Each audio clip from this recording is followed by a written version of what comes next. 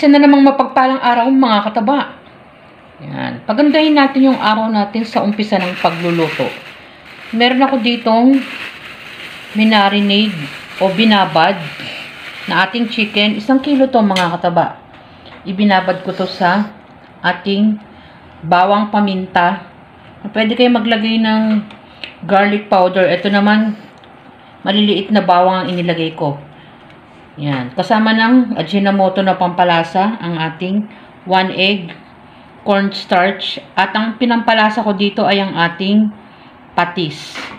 Binabad ko na ito ng 1 oras mahigit, mga kataba. Para manuot ang kanyang lasa. Yan. Diba? Kasi malasang-malasa na yan. Malasa rin kasi mga kataba pag ang ginamit natin ay patis. Tapos dito naman, meron tayong pang-coat uli. Gumamit ako ng ating pangkalahating kilo lang ang inilagay ko. Yung ating crispy fry. Yung nakasachet lang yun mga kataba.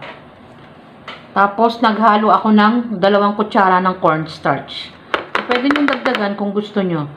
Tapos pwede na natin i-coat ang ating chicken. O, again, ano naman, malinis ang ating kamay. Yan. Coat natin dyan. Kaya naglalagay ako ng ating plato.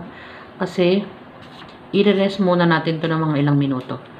Bago natin i-fry. Yan. So, ganun lang natin ulit-ulitin ang ating chicken. Yan. Hanggang sa maubos ang ating dry ingredients na crispy fry. So, yan. Tapos, i-rest natin kahit mga 10 minutes. Sabay ng ulan. Walang oras ang ulan. Yan. Pwede na natin isalang ang ating chicken.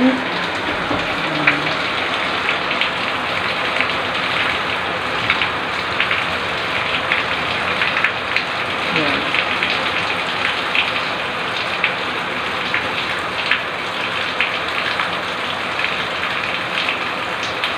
Diba? Hindi natin alam kung kailan uulan.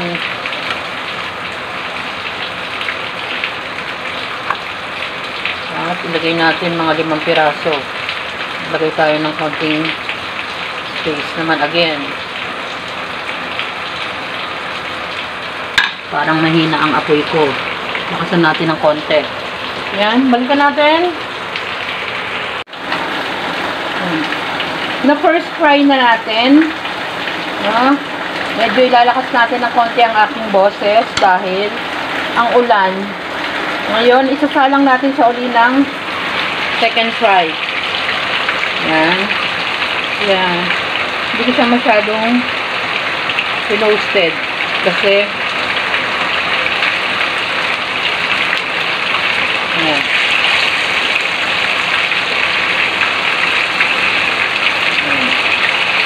Pwede na siyang medyo magdikit dahil halos luto na to.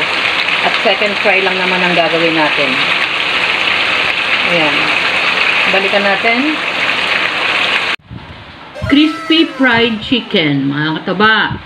Marinate muna natin ang ating chicken ng medyo matagal. Kasama ng kanyang mga pampalasa na cornstarch at flour. Patis ang ginawa nating pampalasa dyan, mga kataba.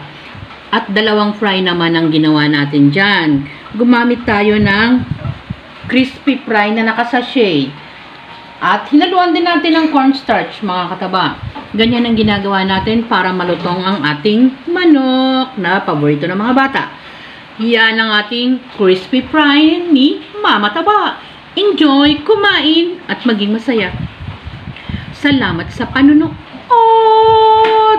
At bye! Ingat mga kataba!